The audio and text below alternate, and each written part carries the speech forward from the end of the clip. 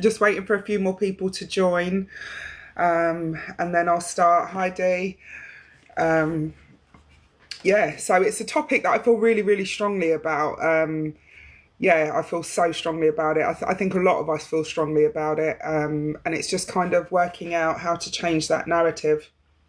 Talking about some of my experiences, and essentially it's to unpack the damaging stereotypes that label black women as aggressive or angry when they try and assert themselves. I suppose it's probably not just black women, but that's my experience. So we're looking to kind of teach confident boundary setting, and responses that flip the script, with power, clarity, calmness, and class.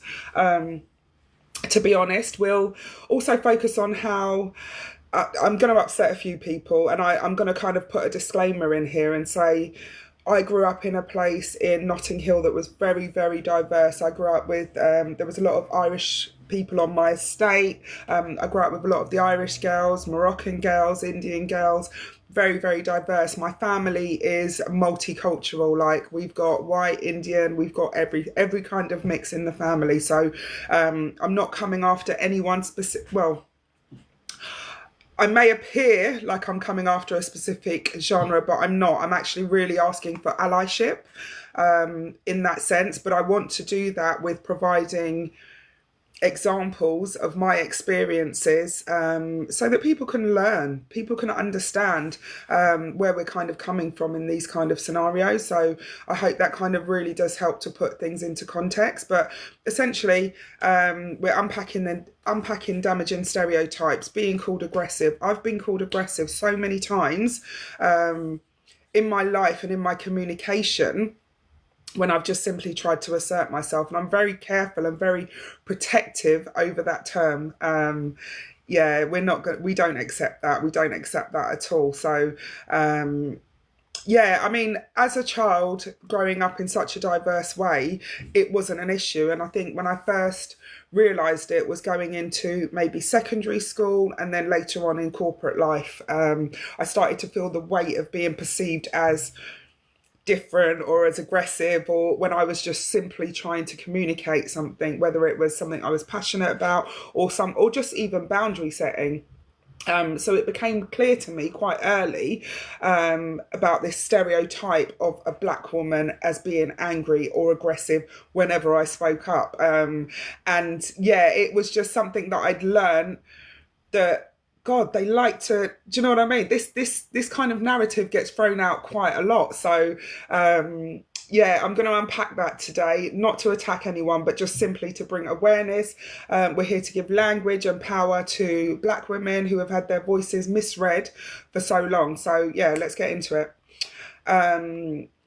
Why this matters. Okay, so this matters. I'm going to refer to my notes because I woke up today to a voice note from somebody, saying that they really got value from my live yesterday and some of the issues that they were having within their kind of corporate space.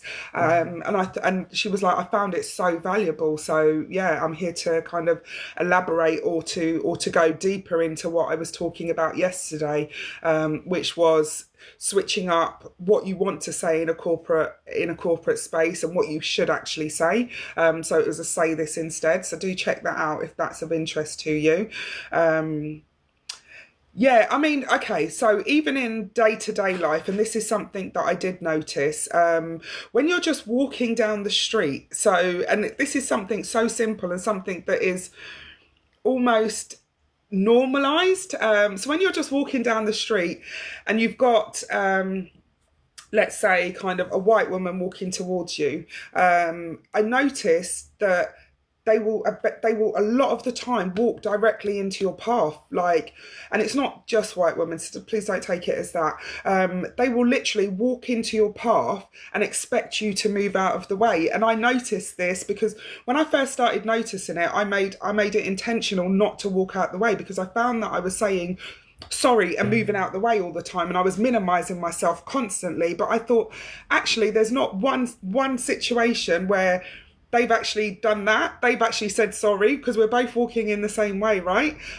They've actually said sorry and they've moved out, and it made me think. It made me think, what is that? And it's almost like it's an entitlement to. It's a natural entitlement to space. It's a natural entitlement to move out of my way, make room for me, kind of thing. And yeah, for me, that was kind of interesting because it almost came across like, even if you don't move, when you don't move, what I found is that there'll be like almost like a glitch in the matrix, in that they'll stand there for a second and then move, kind of thing. And it's almost like, how dare you not move? It's that kind of attitude, and it's absolutely exhausting. And it was just an observation that I have, and it's not only rude, it's a reflection of kind of the narrative where space is challenged and your presence is somehow expected to be minimalized in even just a natural thing as walking down the street. I mean, yeah, I don't know if anyone else has experienced it or anyone else has noticed it, but for me, it was kind of one of the earlier things that I'd noticed, and it was like, wow, okay, I'm expected to always minimalize myself or always walk out the way, or move out the way. So let's get straight into it. I mean, in a corporate environment, when somebody calls you aggressive, it is just, I mean, I've had it in the corporate environment, I've had it in the gym, where you're kind of asserting your power and they're saying, oh, you're so aggressive, or you don't have to be so aggressive. And it's like, okay, right, we're going to do that. We're not going to do that. We're not going to do that. And what I tend to say is, listen, and I do it with a smile. I say, what you're perceiving as aggression is actually my assertiveness. And I stand by what I'm saying. If that makes you uncomfortable, please let me know why. Do you know what I mean? Because I will not kind of scream, shout to get my point across. There's no need to. I'm very clear and concise about what I'm saying. So for somebody to call me aggressive, to me, that screams out the fact that they've actually just decided that's the narrative that they're going to use for me, or that's the path that they want to take me down. So I rebuke that hugely, and kind of, yeah, we're just not going to do that. And what you find by saying that, and by flipping it back and saying, look, your perceived aggression of me is actually just me being assertive, it kind of reclaims your tone, and it recenters the content of what you're saying. And sometimes I like to even elaborate on that. Would you like me to clarify further? And I get really, it could be in a day-to-day setting. It doesn't even need to be in a corporate setting. But I get pretty corporate. I get pretty corporate in my tone, just because why are you trying to pull me out of what I'm trying to say and silence me with this "you're so aggressive" kind of tone? So yeah. What else would I say? I would say, okay, how to flip things.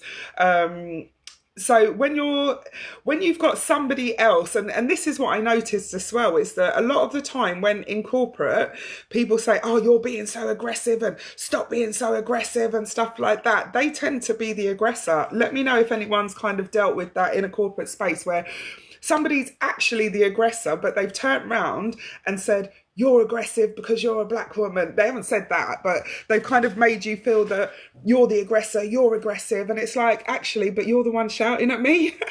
It's like, you're the one that's got the aggressive tone. So what I kind of say in those kind of environments, and that happens quite frequently. I mean, just to put it into context, I am a business development contractor, which means that I don't stay in professional environments or work offices for very long periods of time. So it might be 3 months to 3 years. And I've done that for probably best on part of 20 years. So it means that I've actually been in a lot of corporate environments, with a lot of managers, a lot of team, and I'm talking not just UK based, I'm talking internationally, Europe wide, so Belgium, Netherlands, American companies. So I've got a lot of experience with dealing with certain microaggressions within a corporate space. So this is all based on my experience and my research, my findings so far. So I'm not an expert in psychology behind this or anything like that. I'm just kind of sharing my experiences and sharing how I deal with them, that actually I've found to prove very, very valuable very confident and very strong and very assertive in what I'm saying. So yeah, if the other person is the aggressor and they're coming back to you and they're saying you're aggressive, I mean, a lot of the time is I'll say, first of all, we're not going to use that term. So I shut that down right away. And then I would say, it sounds like you're reacting very, very strongly to what I'm saying. Would you like a moment before we continue? And it shuts them down so beautifully, because you're not being rude. You're allowing space for even you to gather your thoughts, because I know it can be quite easy to kind of clap back. It can be quite easy to kind of try and get your voice heard. And what that does is that fuels up the narrative that they want to put on you, right? So when you have to be very, very controlled in how you kind of deal with the scenario and how you deal with the response that you have. And sometimes it does take practice. And it's funny because when I do it, it's almost like, I don't know if anyone remembers when they were at school and they had the school orchestra and the conductor would be like this to kind of lower the tone. Sometimes I actually find myself doing that, and I would say, like, you're reacting really strongly to this. Do you want a moment before we continue? And for me, that is really, really strong. Or you could say something like, interesting, and just stop there. Just be like really, really slow and just say, interesting, you've raised your voice, but I'm the one being labelled as aggressive. And just keep it at that. And literally, and I do these things with an absolute smile. You've raised your voice, so I'm pointing out the hypocrisy in a non-confrontal way. So I'm pointing out that you are actually the aggressor, rather than kind of arguing and battling forth with you. Or I would say something along the lines of, I've remained calm this entire time. Can you please explain what part of my delivery feels aggressive to you? And it puts the onus straight back on them to actually think about how they're going to label that or how they're going to respond to that. It forces accountability. It forces you to actually understand why you decided to throw that word out that I'm aggressive, without, when you're the aggressor, right? Because people use it so quickly, so loosely, without thought. It's just always thrown out there. Or I'd say something along the lines of, let's just pause here. Let's just pause here. You're showing a lot of emotion right now, and I want this conversation to be productive. And just leave it at that. It's so confident. It's so beautiful. Please let me know if you're getting value for any of these, or if any of these are going to be used by you. But something like that completely disarms and redirects without matching their tone. And that's the kind of really important thing that I want to get across, is that it's quite easy for you to match tones when you're feeling that somebody is being the aggressor to you, but actually they're calling you the aggressor. It literally, it's beyond me. It's beyond me, because it happens so much. And for me, it's important that, one, you don't shrink yourself to avoid the label. So I'm not saying that you need to kind of shrink yourself and not assert yourself. I'm saying that you need to find ways, whatever the scenario is, find ways that actually clearly and concisely assert your position and calls out the name calling, essentially, right? Always document conversations, and just keep a record of everything. I say that, I've said that quite a few times on this live, but I think it's really, really important. And even in friendships, I found, like, I've got quite a diverse group of friends. So like I said in the beginning, I grew up in a really multicultural environment. I grew up with like lots of people from all different backgrounds. But it was interesting, and even on social media it shows up. It was interesting that I had a couple of friends when the George Floyd murder had happened. There was a lot of strong opinions out there. There was a lot of strong opinions. And as a Black woman, I felt that so deeply. And it was almost like an emotional overload, because it was such a blatant injustice for me, that there were people being vocal about it on social media and stuff like that. And that's fine. Everybody can have their own community, their own what's the word I'm looking for? Their own opinion, sorry. I don't know, I just drew a blank just then. And I had a friend where I was I put up a status, and I had a friend that had kind of dropped into my inbox and told me that my opinion was wrong. That my opinion was something along the lines of, this is a severe injustice, the police officer needs to be held accountable or something like that. And I had this friend, and I put Black Lives Matter because this was a real important one, Black Lives Matter. And I had a friend drop into my inbox, a non-black lady, and she had told me that my opinion was wrong and that all lives matter. And funny enough, this black lady had a mixed race son. So it was like, okay, I value your opinion. Well, no, I don't even think I said I value your opinion. I said, that's your opinion, but that's mine. And she proceeded to kind of go on as to why it's all lives matter and that poor policeman. And what she said to me is, but George Floyd was a drug dealer. And I said, okay, so does that mean that he deserved to lose his life? And she was like, well, he should have been compliant, and if he was following the law, he would have been this and that. And I was just like, wow.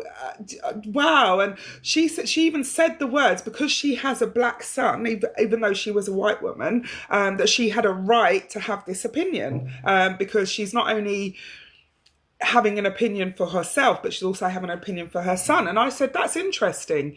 That's really, really interesting, because for me, it really concerns me and worries me that you're raising a young black boy. It really does. And it made me kind of understand that actually you felt it was so important, or you felt it was your entitlement to tell me that I was wrong in how I was feeling about the situation, and how I was expressing that feeling about the situation, and kind of almost try and change my opinion and try and assert yourself over me because you had a mixed race son, and just wasn't backing down. And it's not like there was no winners in it. Everyone's allowed their own opinion, right? But the fact that you'd come to me with this kind of real aggressive type argument, even on social media, just showed me that actually you're not the type of person that I need to have in my space. I also had quite a few other people that came in and wanted me to validate their feelings on their opinions. And it was like, okay, I'm emotionally exhausted. I'm not going to keep trying to make you feel better about this situation, because it's not my job to, as an ally. I then had a few friends that, and when I say friends, I'm talking about different races, that were absolutely just in support of kind of things like, how are you feeling about this? God, this must be overwhelming. Do you know what I mean? Is there anything I can do to help? And that made a difference. And it quickly allowed me to kind of distinguish between the types of people who I wanted to connect with or who I wanted to communicate with, and the type of people that I didn't. So that was kind of one thing. And let's just have a look at my notes quickly. So in a workplace, how to handle these type of moments. So going back to kind of being labelled as aggressive, being called the aggressor in situations. For kind of black women, just don't shrink yourself to avoid the label. Don't shrink yourself to avoid the label. Reclaim your language. Reclaim your language in how you communicate the point across. So using the examples of my aggression, or what you perceive to be, it'll be interesting to understand why you perceive that as aggressive when I'm just trying to make a point. So think about scenarios that you've been in, think about how you could have handled things different, think about how you would reframe things, and practice kind of just just changing your tone and asserting, and even speaking slower. Like I actually use that tool quite a lot when people kind of come at me with aggression, and it could be a manager, it could be a director, it could be a colleague. I'm not going to ever accept that narrative, and I am clear about that being a boundary. for allies and non-black people. So what I found in the workplace is that people or allies will tend to kind of sit and let it happen. They'll see it and they'll see that it's wrong, but actually they won't speak up for you. And actually, in some places, we do need that support. We do need allies. We do need somebody else to speak up and say things. For example, if if I was in a meeting and what I'd said was kind of seen as being shut down or being kind of misheard or not allowed that space to speak, an ally or a colleague could turn around and actually just be in support of that and say, do you know what, she made a clear point. Let's not reduce it to the tone. If they say, oh, that's quite aggressive, or even if you're just walking in the corridor and you hear that. But as an ally, that would hold a lot of strength. Hold space and power. So if you're in a space and you see this microaggression happening, as an ally, you could say, I'm hearing her message clearly. Let's not derail it by focusing on how she said it.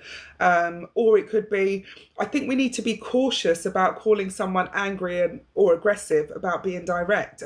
This seems rooted in bias, or this seems kind of a bit unfair, essentially. So, and you're not saying it in a way to take on anyone's argument. You're not saying it in a way to kind of put yourself in a position, but actually that simple support could actually go a long way and actually make the other person or the aggressor rethink their tone. If you want to go further, and there's some people that will go further, and it could be something along the lines of, I see how you're framing this decision, but I don't think it's fair to do that, or I don't think it's fair to label that person in that way when you hear these kind of things. Toning or policing. So if somebody's kind of tone policing, stepping in and saying, I don't think the tone is the issue here. When you hear this, let's focus on the content of what was said. Or it could be, I think it's important that we listen to her fully. I think it's important that we hear what she has to say. And these things are not, they're not putting you in any position of danger. Do you know what I mean? It's like, it doesn't cost anything to call out a microaggression when you see this. And I think it's really, really important. And the last experience that I had, there was many indirect microaggressions, and what I found is that allies, or the people who I thought should be allies, who actually, you know, the kind of monkey see monkey do, it's almost like they kind of sided with the aggressor because it was easier to collaborate and side with the aggressor, as opposed to kind of actually just call out the bullying or call out the things. Sometimes if you've got a similar opinion, or if you agree with what the woman I'm saying woman because obviously that's my experience, but if you agree with what someone's saying and somebody's saying, okay, well, you're aggressive, if you agree, as an ally, you could turn around and you could say something as simple as, I'd like to echo what she said. If you're in a collaborative situation, I'd like to echo what she said. Her feedback is crucial, and just leave it that. Or we should give it the attention that it needs. I think it's really, really important. Yeah, so let me know if there's any scenarios where you've been called aggressive or you've been called angry, and I'll see if I can kind of find an alternative way to handle that situation. Drop some fire bombs in the chat or something. Okay, let's just go through my notes quickly. Right, so to recap, you're not angry, you're assertive, boundaries are not aggression, and the language that you use is power. The language, use it to protect your peace and to protect your presence. If somebody calls you aggressive, one of the biggest takeaways I probably would say is, my answer to that would be, we're not going to use that term, let me know what part of that sentence or conversation you find aggressive. Or let me know why you feel that way. Simple, because it just puts it back right onto them. Yeah, I mean, to be fair, it wasn't an attack on any kind of genre. It was an invitation, really, to use natural privilege, whether it's recognised or not, to speak up when you see something wrong happening. Yeah, and for Black women to to remind you that don't let anybody call you aggressive. From today, don't ever let anybody call you aggressive, call you an angry black woman. Just decide how you want to be labelled, and have that as a firm boundary, because the narrative really does need to change. Have it as a firm boundary, and pick the responses that you're going to use. I have a cheat sheet that I'd share. I'll put the repost, and I'll put it in there. I'll put a link in the bottom. But decide on the responses to that you're going to use, and use it. We have the power to change this narrative in every single day life. The key is all in how we respond to that term, how we respond to that scenario, how we respond without shrinking ourselves, how we respond with class, clarity and assertiveness, rather than kind of allowing somebody to kind of just put that narrative on you, just put that label on you. It's not, I mean, I'll give you another example. I was at one of my gyms, which was quite a really bougie gym. And we were all sitting outside by the pool, and I'd gone inside, and I'd kind of taken my towel and wrapped myself up in the towel and gone inside to go and get a drink. And as soon as I'd gone inside, this woman came up to me and she said, "You can't stay in here, you need to get out." And she just literally automatically started shouting at me. And when I looked around, there were quite a few other people that were doing exactly the same as me, because we'd spent a hot summer's day by the pool. There was no option to get a drink from outside, so we had to come inside. And in order for me to get changed to go inside to get a drink, I would have had to go to the changing room, and then come and got a drink, and then tried to navigate going back, which just didn't make sense, right? So I'd walked into the cafe area, and this woman started shouting at me, you can't wear this." And I said, "Okay, but there's a number of other people in here that are the same, so what makes this different? You can't." And she just kept going on. And I said, "Okay, what you're going to do is lower your tone, first of all." And she said to me, "Why are you talking to me like that? You're so aggressive." And I said, "Okay, what we're not going to do is use that term, first of all. What we're not going to also do is have you shout at me, and then have the cheek to label me as aggressive, because that's not going to happen. And if you had a message that you wanted to get across to me, then you could have communicated that with me in a clear and concise way. The problem that I have, and the reason why I'm in here dressed like this, is because there is no option for me to get even a glass of water outside by the pool. So unless you'd like to bring it out to me and serve me outside, I'm not sure what else you want me to do. And in addition to that, there's a number of other people in here, so I don't understand why you've singled me out."